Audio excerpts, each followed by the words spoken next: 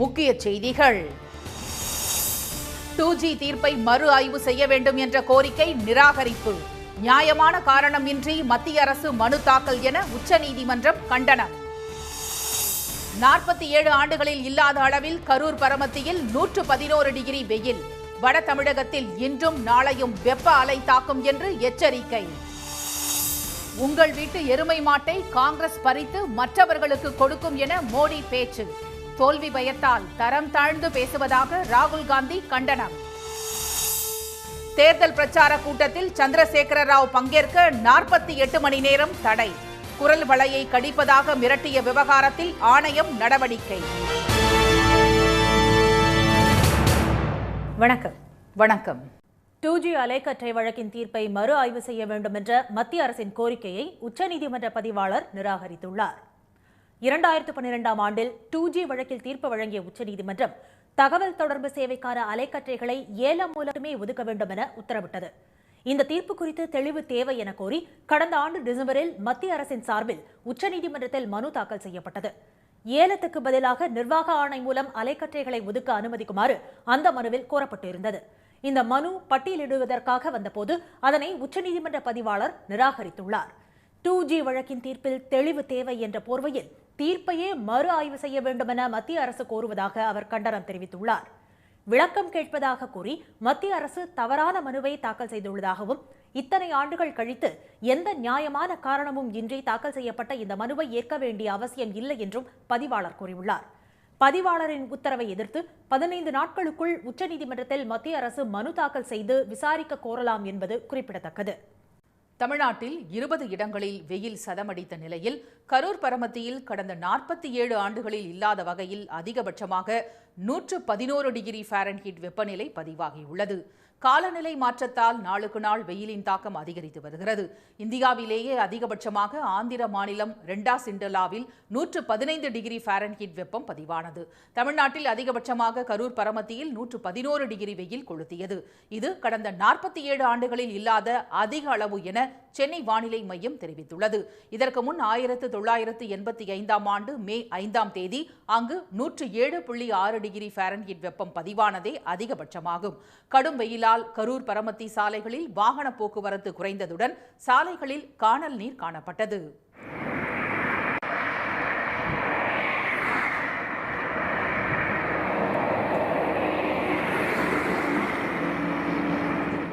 Karur பரமத்தியில் 111 degree வெப்பம் பதிவான நிலையில் வேலூரில் 110 டிகிரியாக வெயில் கொளுத்தியது.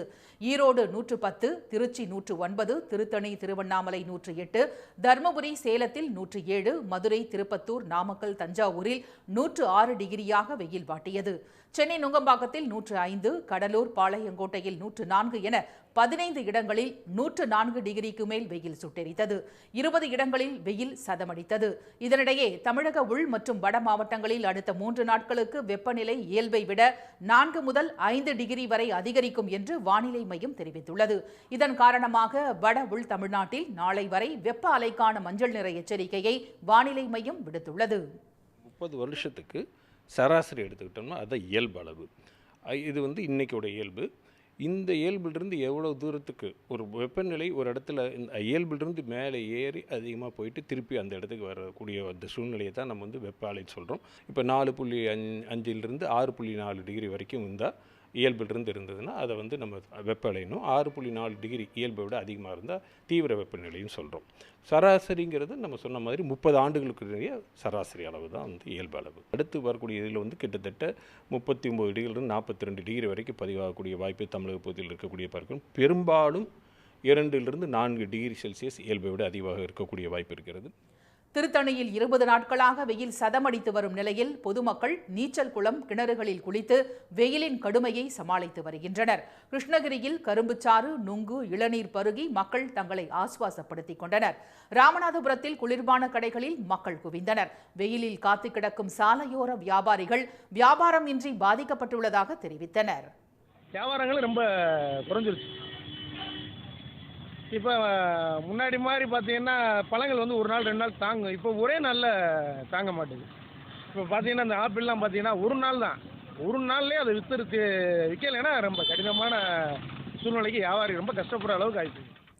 இந்நிலையில் மேற்கு திசை காற்றின் வேக மாறுபாடு காரணமாக மேற்கு தொடர்ச்சி மலை மாவட்டங்கள் மற்றும் அதனை ஒட்டிய பகுதிகளில் இன்றும் தமிழ்நாடு மற்றும் புதுச்சேரியில் நாளை முதல் 5ஆம் தேதி வரையிலும் மிதமான மழைக்கு வாய்ப்புள்ளதாக வானிலை மையம் கூறியுள்ளது. பாஜகவின் தொகுதிகள் பறிபோகும் விரக்தியில்தான் மக்களிடம் 2 எருமைகள் இருந்தால் ஒன்றை காங்கிரஸ் எடுத்துக்கொள்ளும் என திரு மோடி அபத்தமாக பேசியதாக திரு ராகுல் காந்தி பதிலடி கொடுத்துள்ளார். குஜராத் மாநிலம் பானாஸ்கந்தா மாவட்டத்தில் தேர்தல் பிரச்சார பொதுக்கூட்டத்தில் பேசிய பிரதமர் திரு மோடி ஆட்சி அமைக்க 272 தொகுதிகளாவது வேண்டும் என்றும் பாஜக தவிர எந்த கட்சியும் அதிக இடங்களில் போட்டியிடவில்லை என்றும் கூறினார். முக்கியமான காங்கிரஸ் தலைவர்கள் வாக்களிக்கும் தொகுதிகளில் அக்கட்சி வேட்பாளர் நிறுத்தப்படவில்லை என்றும் அவர் சுட்டிக்காட்டினார். காங்கிரஸ் ஆட்சிக்கு வந்தால் பரம்பரை சொத்து வரியை கொண்டு வரும் என்ற திரு மோடி 10 ஏக்கர் நிலத்தை ஒருவர் வாரிசுகளுக்கு கொடுக்க நினைத்தால் அதில் பாதியை அரசு எடுத்துக்கொள்ளும் என்றார். அதேபோல 2 எருமைகளை வைத்திருப்பவர் தனது வாரிசுக்கு அவற்றை கொடுக்க நினைத்தால் ஓர் எருமையை அரசாங்கம் எடுத்துக்கொள்ளும் என்றும் அவர் கூறினார். இந்த பேச்சு குறித்து எக்ஸ் தளப்பதிவில் விமர்சித்துள்ள திரு ராகுல் காந்தி ஏமாற்றமும் தோல்வியும் அடைந்த பிரதமரின் வார்த்தைகள் இவை என்று குறிப்பிட்டுள்ளார்.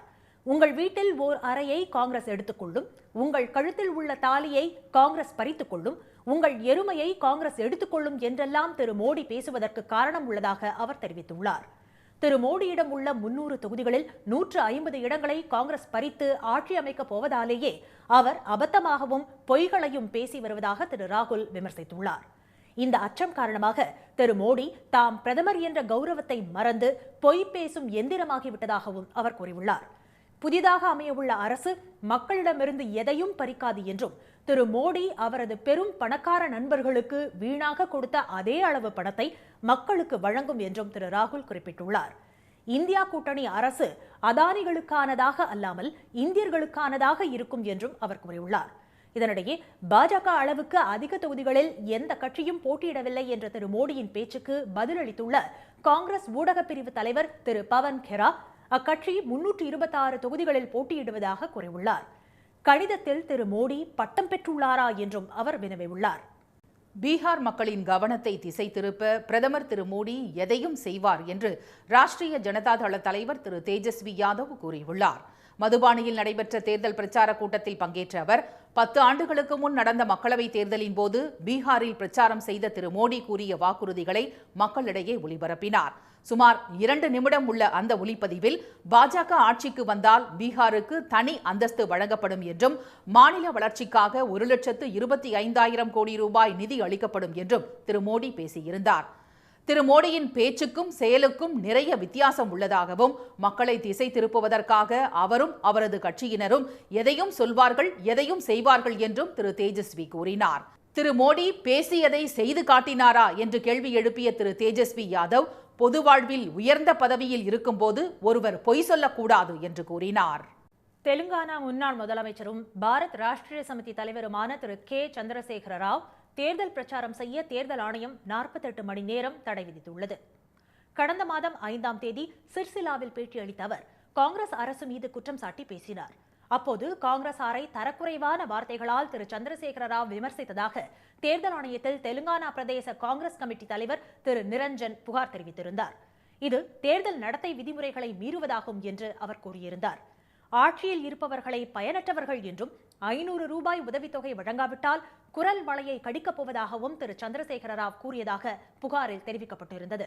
இந்த விவகாரத்தில் நடவடிக்கை எடுத்துள்ள தேர்தல் ஆணையம் நேற்று இரவு 8 மணி முதல் 48 மணி நேரத்திற்கு பிரச்சாரம் செய்யவோ, தேர்தல் தொடர்பாக ஊடகங்களில் பேட்டியளிக்கவோ, பேரணி பொதுக்கூட்டத்தில் கலந்து கொள்ளவோ கூடாது என தடை விதித்துள்ளது. ஏற்கனவே பலமுறை நடத்தை விதிமுறைகளை பின்பற்றுமாறு அறிவுறுத்தியிருந்தும் அதை திரு சந்திரசேகர ராவ் மீறி உள்ளதாக ஆணையம் தெரிவித்துள்ளது. எதிர்க்கட்சிகளை விமர்சிக்கும் போது அவற்றின் கொள்கைகள், பணிகள் குறித்துதான் பேச வேண்டும் என்றும் ஆதாரமற்ற குற்றச்சாட்டுகளை கூறுவது மற்றும் ஆட்சேபகரமான வார்த்தைகளால் விமர்சிப்பது கூடாது என்றும் தேர்தல் ஆணையம் கூறியுள்ளது. கொரோனா தடுப்பூசி போட்டவர்களுக்கான சான்றிதழ்களில் இடம்பெறக்கூடிய பிரதமர் திரு மோடியின் படம் நீக்கப்பட்டுள்ளது. தடுப்பூசி போட்டவர்கள் அதற்கான கோவின் சான்றிதழ்கள் இணையத்திலிருந்து பதிவிறக்கம் செய்து கொள்ளலாம். அதில் பிரதமரின் படத்துடன் இந்தியா ஒருங்கிணைந்து கோவிட் நோயை வெல்லும் என்ற அவரது வாசகமும் இடம்பெற்றிருக்கும். பிற நாடுகளில் இதுபோன்ற சான்றிதழ்களில் அந்நாட்டின் தலைவர்கள் படம் இடம்பெறுவதில்லை. அண்மையில் ஆஸ்ட்ராசென்கா நிறுவனம் தான் உருவாக்கிய கோவிஷீல்டு தடுப்பூசி ரத்தம் உறைதல் உள்ளிட்ட பக்க விளைவுகளை ஏற்படுத்துவதாக இங்கிலாந்து நீதிமன்றத்தில் தெரிவித்தது. இந்தியாவில் இந்த மருந்தை தயாரித்த திரு பூனவாலாவின் சீரம் நிறுவனம் 50 கோடி ரூபாய் மதிப்புள்ள தேர்தல் பத்திரங்களை பாஜகவுக்கு வழங்கியதால் இந்த விவகாரத்தில் மத்திய சுகாதார அமைச்சகம் மௌனமாக இருப்பதாக காங்கிரஸ் விமர்சித்தது. இந்நிலையில் கோவின் சான்றிதழில் இருந்து திரு மோடியின் படம் நீக்கப்பட்டுள்ளது. கோவிஷீல்டு தடுப்பூசி குறித்த சர்ச்சையை அடுத்து அவரது படம் நீக்கப்பட்டுள்ளதாக சமூக வலைதளங்களில் சிலர் குறிப்பிட்டுள்ளனர். ஆனால் மக்களவை தேர்தலை ஒட்டி தேர்தல் ஆணையத்தின் உத்தரவின்படியே பிரதமரின் படம் நீக்கப்பட்டுள்ளதாக ஆணையத்தின் அதிகாரிகள் தெரிவித்துள்ளனர்.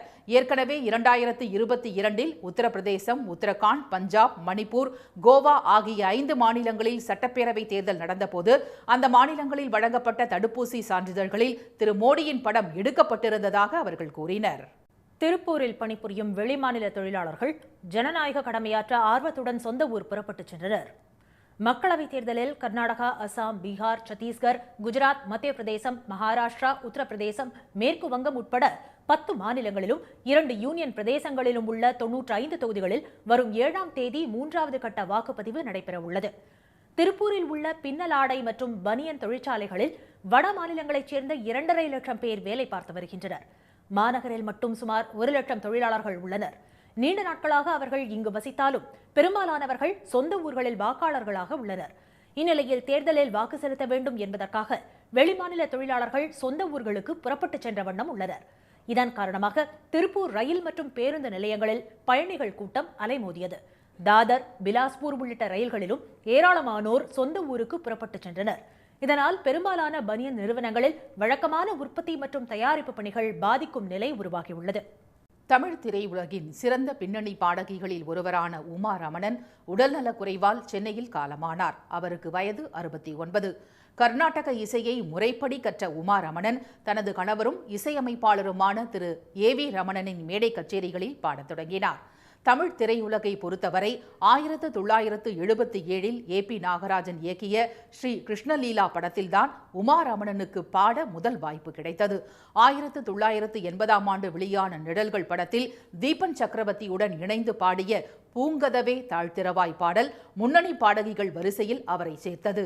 பிரபல இசையமைப்பாளர்களின் இசையில் உமா ரமணன் பாடிய பாடல்கள் என்றும் இனிமையாக ஒலித்துக் கொண்டிருக்கின்றன.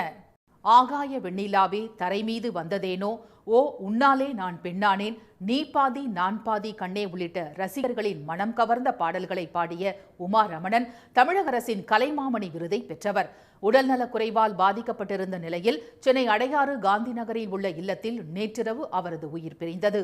உமா ரமணனின் இறுதிச் சடங்குகள் இன்று மாலை நடைபெறவுள்ளன.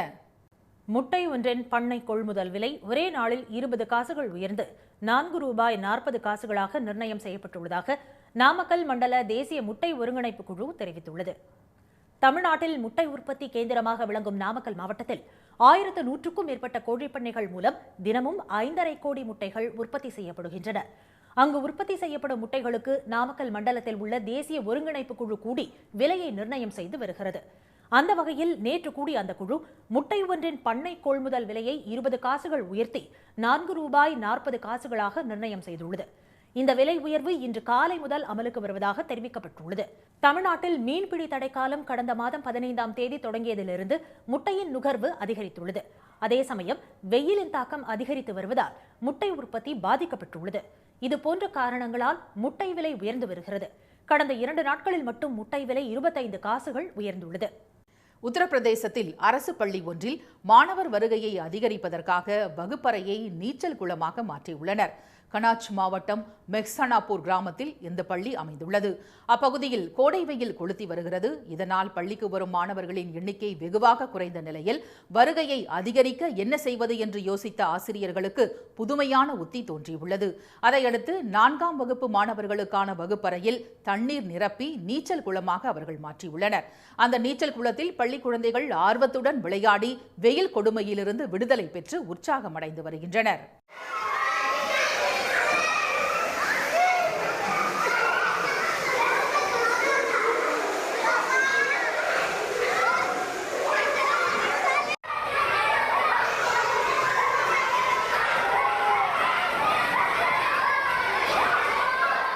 குளிர்ச்சி ஏற்படுத்திய குழிகளை தொடர்ந்து வகுப்பறையில் மாணவர்கள் ஆர்வத்துடன் பாடங்களை கற்பதாக ஆசிரியர்கள் மகிழ்ச்சியுடன் தெரிவித்தனர். குரு பெயர்ச்சியையொட்டி பல்வேறு கோயில்களில் சிறப்பு வழிபாடுகள் நடைபெற்றன. நவகிரகங்களில் நன்மை தரக்கூடிய சுபகிரகம் என அழைக்கப்படும் குரு பகவான் ஆண்டுக்கு ஒருமுறை ஒரு ராசியில் இருந்து மற்றொரு ராசிக்கு இடப்பெயர்ச்சியாவார். இந்த ஆண்டு நேற்று மாலை மேஷ ராசியில் இருந்து ரிஷப ராசிக்கு அவர் பெயர்ச்சி அடைந்தார். இதையொட்டி குரு பரிகார தலமான திருவாரூர் மாவட்டம் ஆலங்குடி ஆபத் சகாயேஸ்வரர் ஆலயத்தில் சிறப்பு பூஜைகள் செய்யப்பட்டன.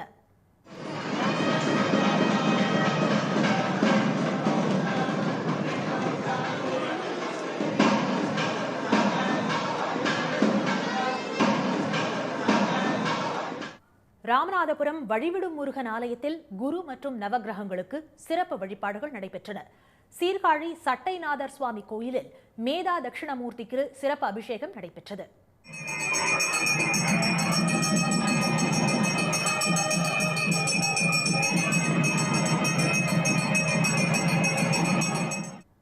இரண்டாவது குருஸ்தலமான புதுக்கோட்டை மாவட்டம் ஆலங்குடியில் உள்ள தர்ம சம்பர்தினி சமேத நாமபுரீஸ்வரர் கோயிலில் குரு பெயர்ச்சி விழாவை முன்னிட்டு சிறப்பு அபிஷேகம் மற்றும் வழிபாடு நடைபெற்றது. மீண்டும் முக்கிய செய்திகள். 2G அலைக்கற்றை வழக்கின் தீர்ப்பை மறு ஆய்வு செய்ய வேண்டும் என்ற மத்திய அரசின் கோரிக்கையை உச்சநீதிமன்ற பதிவாளர் நிராகரித்துள்ளார். தமிழ்நாட்டில் கடந்த 47 ஆண்டுகளில் இல்லாத வகையில் அதிகபட்சமாக கரூர் பரமத்தியில் 111 டிகிரி ஃபாரன்ஹீட் வெப்பம் பதிவாகியுள்ளது. தொகுதிகள் பறிபோகும் விரக்தியில்தான் மக்களிடம் 2 எருமைகள் இருந்தால் ஒன்றை காங்கிரஸ் எடுத்துக்கொள்ளும் என மோடி பேசியதாக ராகுல் காந்தி விமர்சித்துள்ளார். இத்துடன் இந்த செய்திகள் நிறைவடைந்தன. மீண்டும் சன் டிவியில் செய்திகள் மாலை 6 மணிக்கு. செய்திகளை உடனுக்குடன் தெரிந்து கொள்ள சன் நியூஸ் தொலைக்காட்சியை பாருங்கள். வணக்கம். வணக்கம்.